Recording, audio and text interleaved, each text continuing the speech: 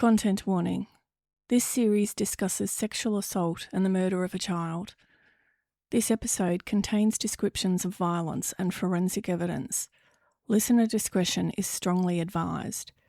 If you or someone you know needs support, contact Lifeline on 131114 or 1-800-RESPECT on 1-800-737-732 or your local crisis service.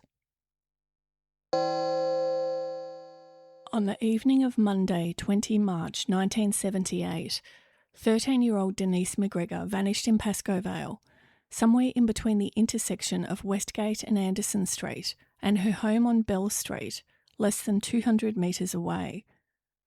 By the following morning, her body had been found more than 40 kilometres north on Merriang Road in Wollin East. Once Denise's body was found on that quiet stretch of Merriang Road, the ordinary Monday of Pascoe Vale ended. In its place, a massive complex machine began to turn, the Victoria Police Homicide Squad. What happened in the days, weeks and years that followed, as police sought to identify who killed Denise McGregor, and why the answers proved so difficult to find?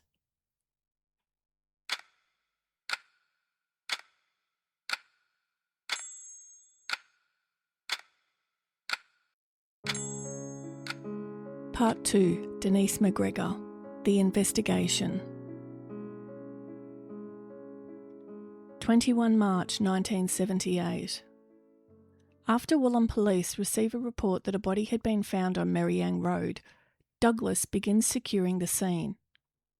He speaks with Norman and the other members of the Country Roads board crew who discovered Denise's body during their photologging work. He notes that Denise's hands are bound behind her back with what appeared to be a shoelace and sees a blue Adidas runner without a lace in the grass nearby. He remains at the scene, maintaining security and preserving the location while waiting for the homicide squad and forensic science laboratory team members to arrive. At this point, the response shifts from the discovery of a body to the formal processes of a homicide investigation. The scene on Merriang Road is quiet, rural and exposed. It's a dirt road flanked by farmland that rolls gently towards the horizon. The road itself is unsealed, its surface showing the characteristic corrugations and tyre tracks of a country thoroughfare. On either side, wire fencing marks property boundaries, keeping livestock contained within their paddocks. Scattered eucalyptus trees dot the landscape, some standing alone, others clustered in small groups, their long shadows stretching across the grass. The vegetation is sparse, typical of grazing country where land has been cleared for agriculture but remnants of native trees remain. There are no houses in the immediate vicinity, just the open expanse of rural Victoria. Telegraph and power poles run alongside the road, the only visible markers of modern infrastructure. It could be any number of country roads in regional Victoria, quiet, isolated and far from populated areas. The lack of nearby homes, regular traffic or natural surveillance is immediately apparent. This otherwise unremarkable stretch of road became a crime scene. In a city, someone might have looked out a window. Here, there was only the wind and the eucalyptus trees. That isolation gave whoever was responsible a head start and left investigators dependent on whatever evidence the scene itself could provide. At approximately 1 p.m, the scene is attended by members of the homicide squad and the forensic science laboratory. Alf, a detective senior sergeant, leads the team and notes the body of a young female was lying face down beside the roadway in the grass, about 1.5 metres from the edge of the road on the western side. The girl is partly naked from the waist down with underwear around her knees, one sock half off and no shoes. Her hands are tied behind her back with a shoelace. She appears to be wearing a grey school jumper, a green and white check dress and a yellow t-shirt. Just over 3 metres from her is a blue Adidas runner without a shoelace. The girl has severe head injuries and ligature marks around her neck. In the paddock beside the girl, another blue Adidas runner is found, this one with the lace. It matches the shoe found near her body. Behind her is an area of grass, flattened out, and on the western edge of the road surface near her feet are 3 pools of what appears to be blood. A little further down the road, 2 tyre tracks lead into the flattened grass. Alf notes the injury and positioning, then arranges for the deceased girl to be conveyed to the Royal Melbourne Hospital. David, a sergeant attached to the photographic studio of the Forensic Science Laboratory, has arrived at the scene at Merriang Road. It's a clinical job, taking photographs of a scene where a body has been found, but it is absolutely critical to record the scene as it is found.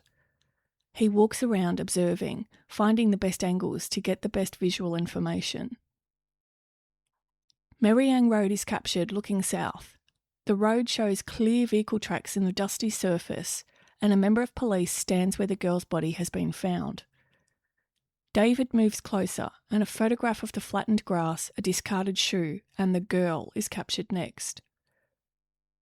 Several more photographs showing the shoe without laces close to the girl's body and the flattened grass are taken, before the perspective changes to photographs taken from the road itself. Close-up photographs are then required to capture exactly how the girl has been found, and of particular interest is the binding around her hands. After capturing some more photographs of the deceased, David's attention is turned back to the roadway, where skid marks and blood near the girl's body is photographed for examination. Andrew, a senior constable with the Norman McCallum Forensic Science Laboratory working with David, is at the scene, noting the detail. He notes Merriang Road runs north to south with a grass verge, fence and paddocks on both sides. The grass verge at the crime scene is approximately 34 centimetres higher than the road surface, and as a result, the girl's body is quite visible. He measures. It's approximately 1.4 metres west off the road surface in the grass, lying parallel with her head to the north. He notes the state of undress, then moves to the road, with his attention focused on 2 areas approximately 20 centimetres onto the road surface. They appear to be pools of blood, the first larger than the second, and he takes samples.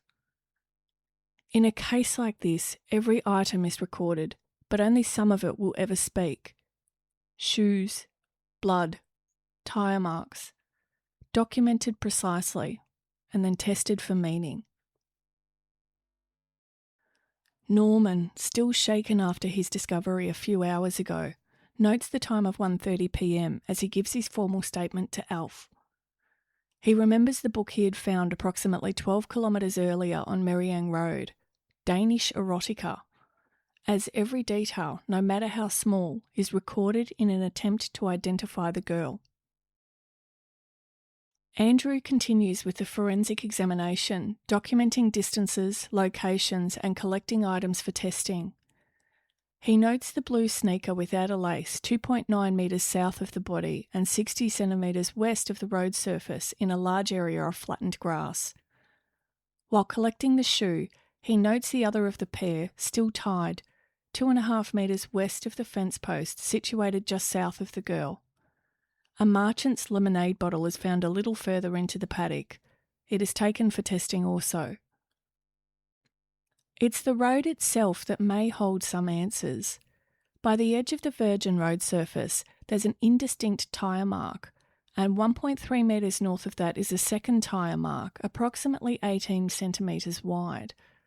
The soil and grass at the top edge of the verge have been disturbed, almost as though they have been hit with a bumper bar of a car. He collects some of the soil and vegetation for testing. Alf, the detective senior sergeant with the homicide squad, waits at the Royal Melbourne Hospital for the girl to be legally declared deceased. Once life has been confirmed extinct, at approximately 3:45 p.m, the girl's body is conveyed to the coroner's court, where it is stripped and washed pending the autopsy. Alf removes the shoelace from around her hands and retains the shoelace and her clothing. While the scene on Merriang Road was being examined, police did not yet know who the girl was. She had been found without identification and at that point remained unidentified. The formal process of identification would not occur until the following day.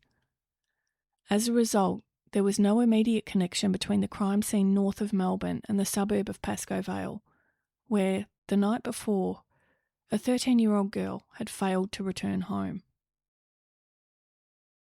David, the sergeant forensic photographer, attends the coroner's court to photograph the girl's body prior to the autopsy. He notes the wounds around her ears, marks around her neck, cheek and chin, and the bruising on the back of her neck and thigh. The autopsy is commenced. The post-mortem examination documents injuries consistent with a violent assault. Externally, the pathologist notes multiple areas of bruising and abrasion to the face, neck, head and upper body, as well as injuries to the thighs and buttocks. There are injuries to the neck consistent with sustained compression, including a prominent linear mark extending around the front and sides of the neck.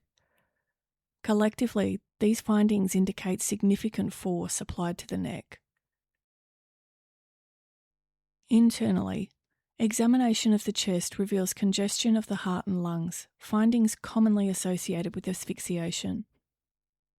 No underlying disease is identified in the cardiovascular or respiratory systems. Examination of the abdominal organs shows no evidence of traumatic injury.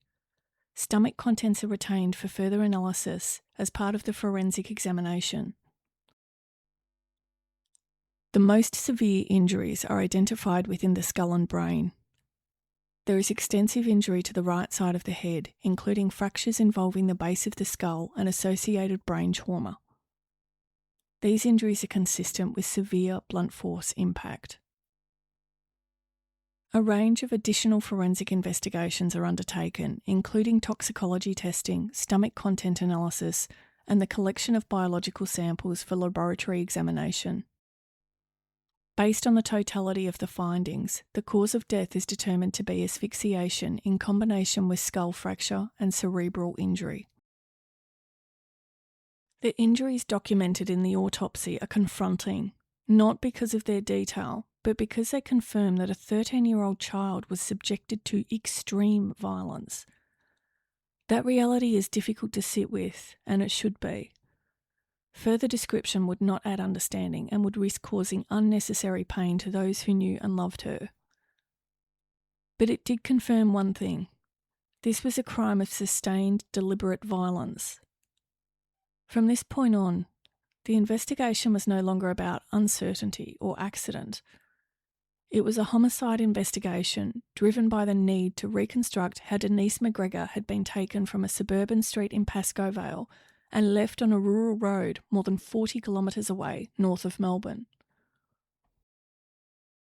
Back at Victoria Police, pieces are slowly being put together.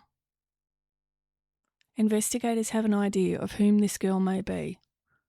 They now need confirmation.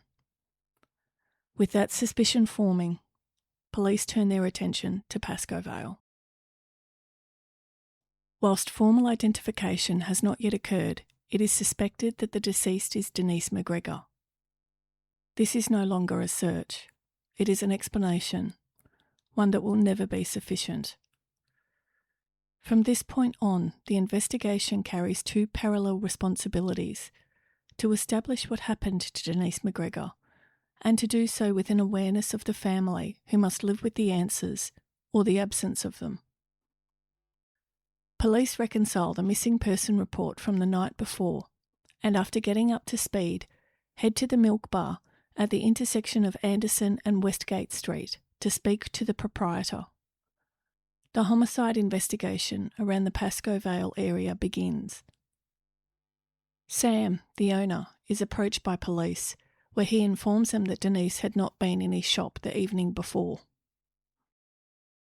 It's getting later and it's been a long day, but Alf isn't finished yet.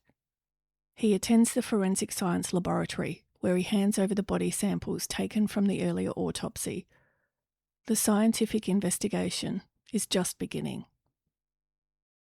22 March 1978. In the first 48 hours after a homicide, police work on 2 tracks at the same time. One track is the scene, preserving what physically exists before weather, traffic and time alter it. The other track is the window, the short period of time in which witnesses can still remember where they were, what time it was, what they saw, and what felt out of place. In Denise's case, both tracks are difficult. The discovery site on Merriang Road in Wallen East is remote, open and exposed. And back in Pascoe Vale, the window is narrow. A few minutes on a wet, dark evening along ordinary suburban streets where people do not always notice the ordinary. By the time formal identification takes place, the post-mortem examination has already been completed. That is standard procedure in a suspected homicide. Evidence cannot wait for a name. But procedure does not lessen the reality of what follows. At just 18 years old, Shane McGregor is asked to identify his younger sister after her body has already been examined in detail. It is a task no sibling should ever face, and one carried out not for the sake of process but because the law requires certainty, even when certainty comes at a personal cost.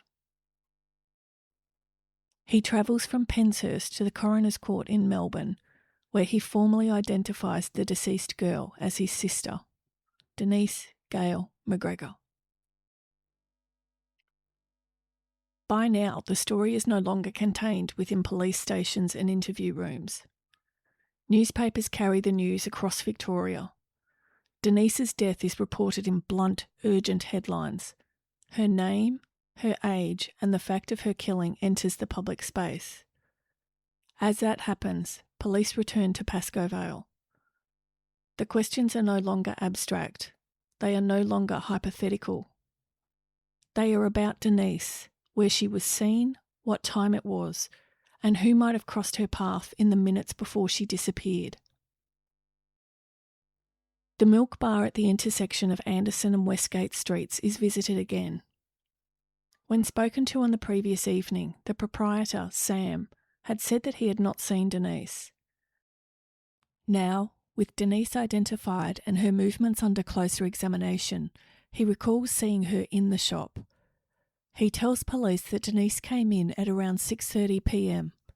He remembers the time because the evening news had just begun on the television. She purchased 2 bottles of soft drink and he gave her change. As she stood at the confectionery cabinet, several young men entered the shop. Sam served them, then another customer, before returning to Denise, who had decided she wanted an Easter egg. He served her again and she left the shop. He does not recall seeing her speak to anyone while she was inside.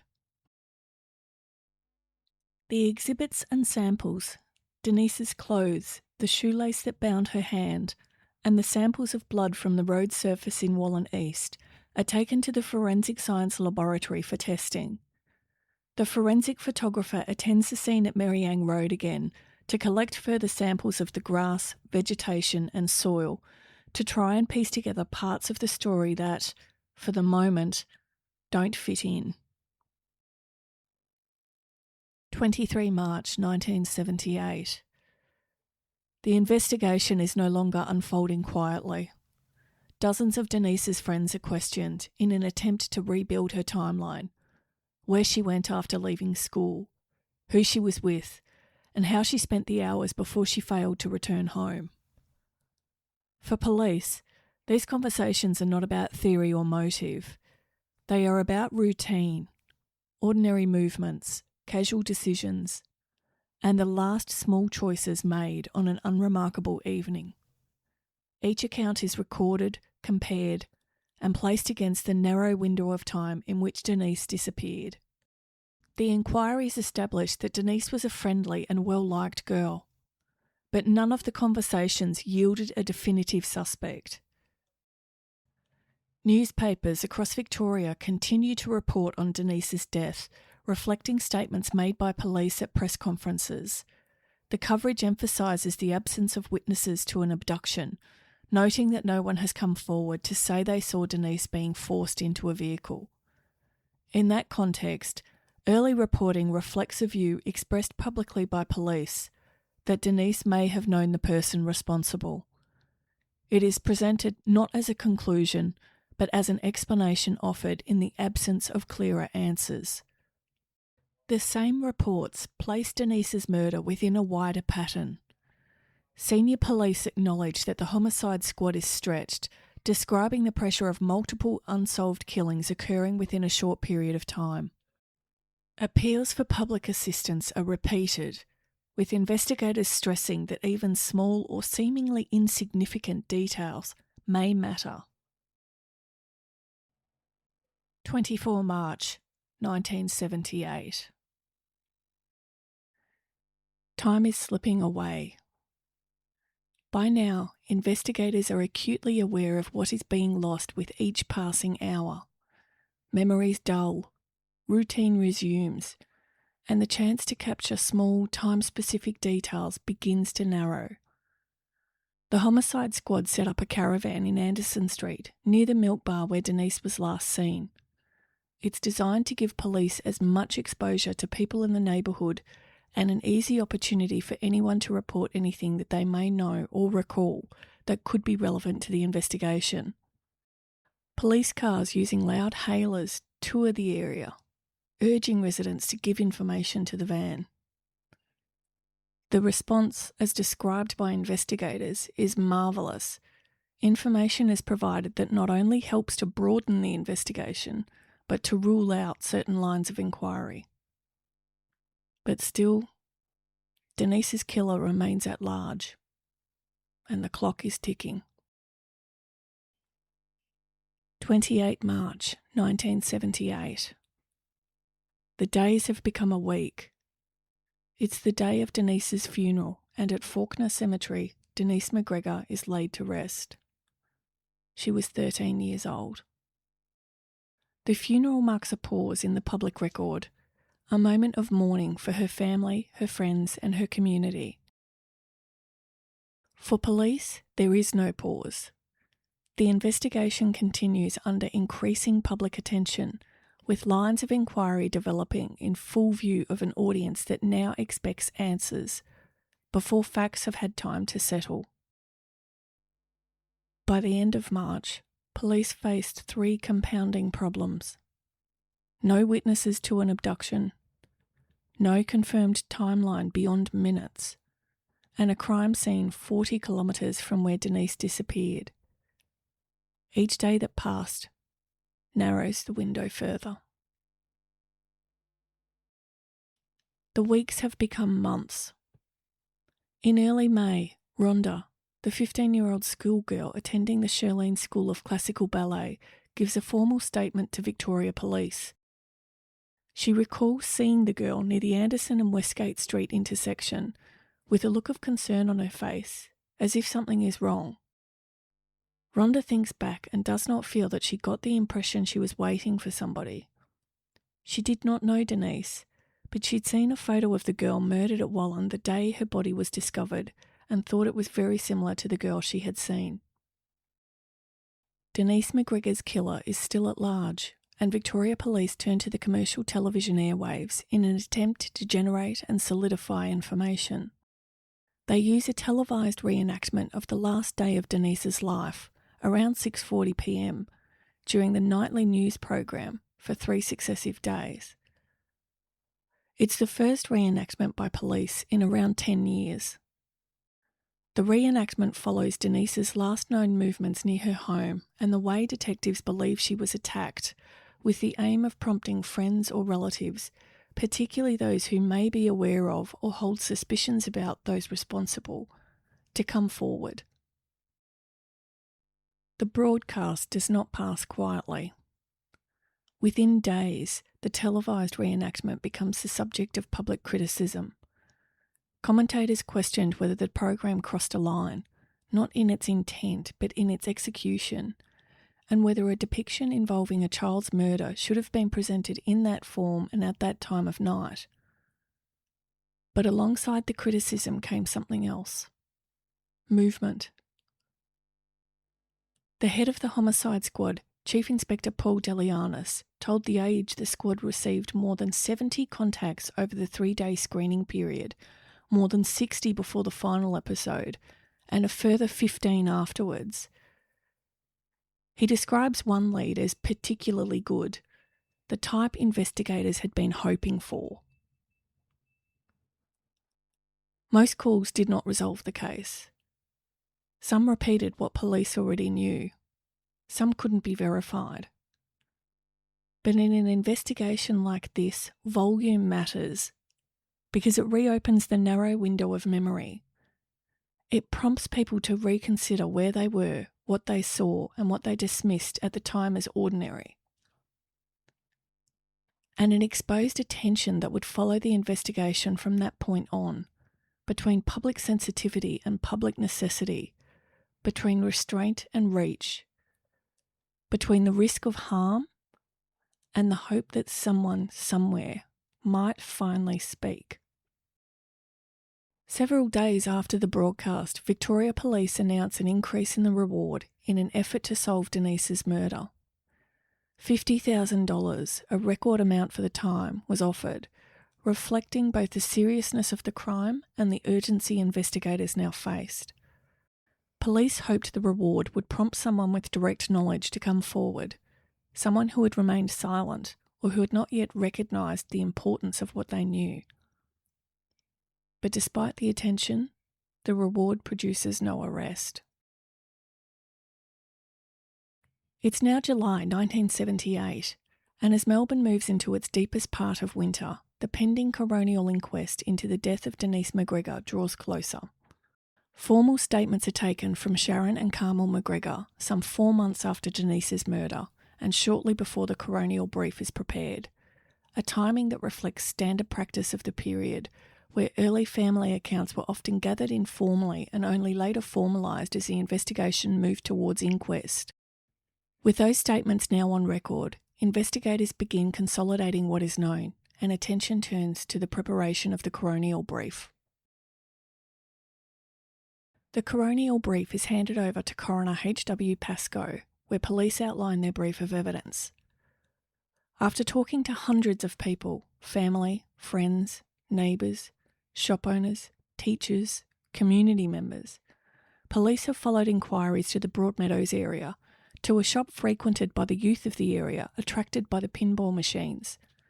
Denise was known to frequent the area and was known by a lot of teenagers in that area. The investigation was hitting a wall until 2 pieces of information surfaced. The investigation was hitting a wall until 2 pieces of information surfaced that redirected police attention. They did not explain what had happened, and they did not resolve the central question of who was responsible, but they challenged some of the early assumptions investigators had been working with, and from that point on, the scope of the investigation had widened. Inquiries at her school, Pascoe Vale Girls High School, told detectives that she used to talk a lot about having boyfriends older than her, around 6 to 8 years older. It may have been adolescent talk, the kind of conversation common among 13-year-olds navigating new social territory. Police could not determine whether these details reflected reality or teenage embellishment.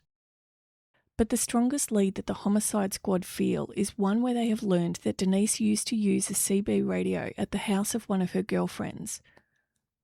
While using the CB, she had allegedly met a youth by the name of Frank, who used the call sign Lightning 1. Despite the publicity around the case, Frank had yet to identify himself. Interestingly, police also determined that Denise had asked a school friend to give her an alibi for the evening of 20 March, the night of her abduction. At this stage, police could not determine what those details meant, only that they complicated the picture they had been working with.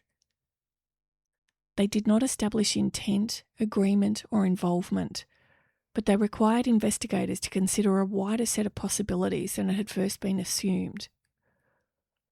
What followed was weeks of continued inquiry, statements taken, exhibits analysed, leads pursued, before the case reached the coroner for formal findings. On 4 October 1978, the coroner returns his finding. Denise Gail McGregor, aged 13, died from asphyxia and injuries feloniously, unlawfully and maliciously inflicted by a person or persons unknown.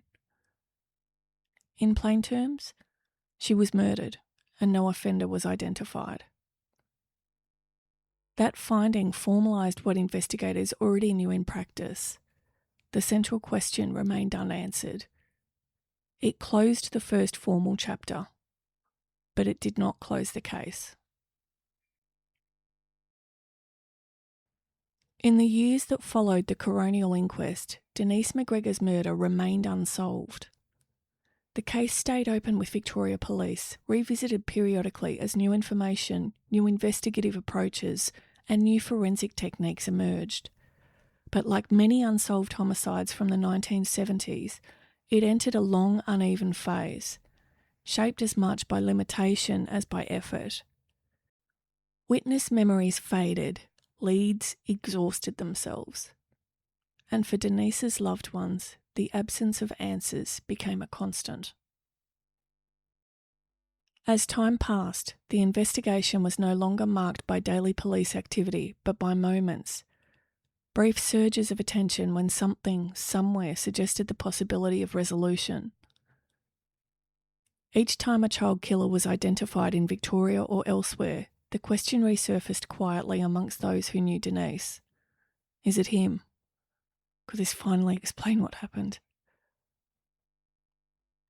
Sometimes the comparison came from police review. Sometimes it came from media reporting. Often it came simply from proximity, age, geography or method, enough to reopen a door that had never fully closed. Those moments were rarely public, but they were deeply felt. They carried hope, followed almost inevitably by disappointment, as each new offender was confirmed not to be responsible and Denise's case returned once more to silence. By the late 1990s, advances in forensic science, particularly DNA profiling, began to reshape the way cold cases were reviewed. Material once collected for documentation was reconsidered for biological value, allowing police to compare profiles across multiple unsolved crimes. It was in this context that a new name entered the frame: Robert Arthur Selby Lowe.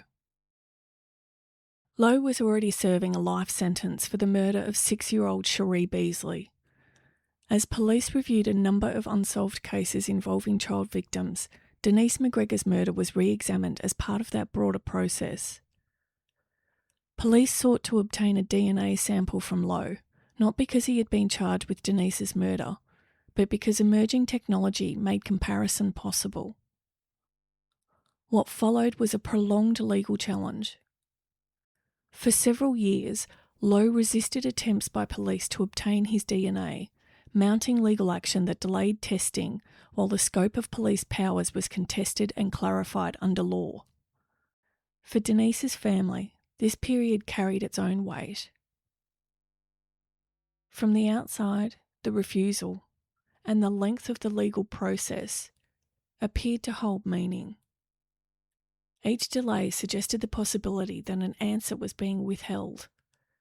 For a family who had waited decades with none, that possibility mattered. Hope, once raised, is not neutral. It reopens grief. It revives questions long forced into silence. And it invites families to believe that resolution may finally be close. At the time, Denise's family had no way of knowing whether the refusal reflected legal strategy, opposition to police powers, or something else entirely.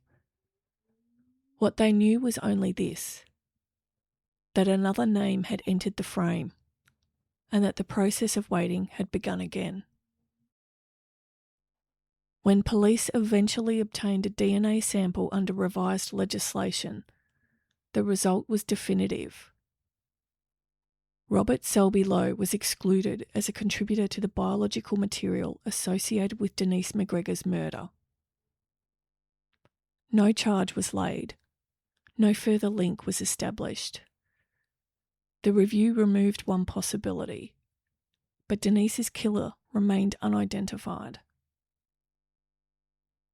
For Denise's loved ones, it marked the end of another cycle. Attention, anticipation, and then absence. By the early 2000s, this pattern becomes familiar. Advances in forensic science allow police to eliminate suspects more efficiently than ever before, but elimination is not the same as identification. Newspaper reporting from the period reflects a broader truth. Money, publicity, and technology cannot force answers where evidence no longer exists or has degraded beyond use. Denise's case remains open, but quiet. Years pass. Families age. Investigators retire. Responsibility for the case is handed from one generation of police to the next. By then, decades have passed. Lives have moved forward around the absence, but the absence remains. Each new development in forensic science, each renewed police review, each media revisit carried the same emotional cost. The brief return of possibility, followed by its withdrawal. In March 2013, Victoria Police's Cold Case Unit identifies approximately 30 homicide investigations believed to be highly solvable based on retained evidence, advances in forensic science, and the potential for renewed witness engagement. Denise McGregor's murder was among the cases most frequently cited when Melbourne's unresolved homicides were discussed. It was a quiet acknowledgement that the case had not been abandoned, but also that it remained unsolved. 8 years later, in May 2021, Victoria Police launched the Public Cold Case Hub, a digital platform designed to encourage community engagement with unsolved homicides across Victoria. The initiative recognised that, in long-running cases, crucial information may not sit in files or exhibits, but in memory, with people who had never come forward or who had not realised the significance of what they knew at the time. Denise McGregor's case formed part of that renewed appeal. Several months later, in September 2021, police announced a further escalation. The reward for information leading to the resolution of Denise's murder is increased to $1 million. More than 40 years after her death, the message is unambiguous. The case remains open. For Denise's family, the passage of time has not softened the questions, only stretched them across decades. Each appeal, each review, each new promise of progress carries the same emotional risk. Hope has been offered and withdrawn, again and again.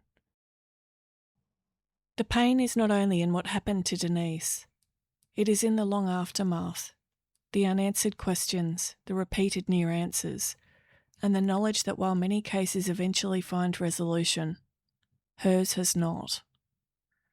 The appeal reflects two realities at once, that Denise's case is not forgotten and that it remains unsolved.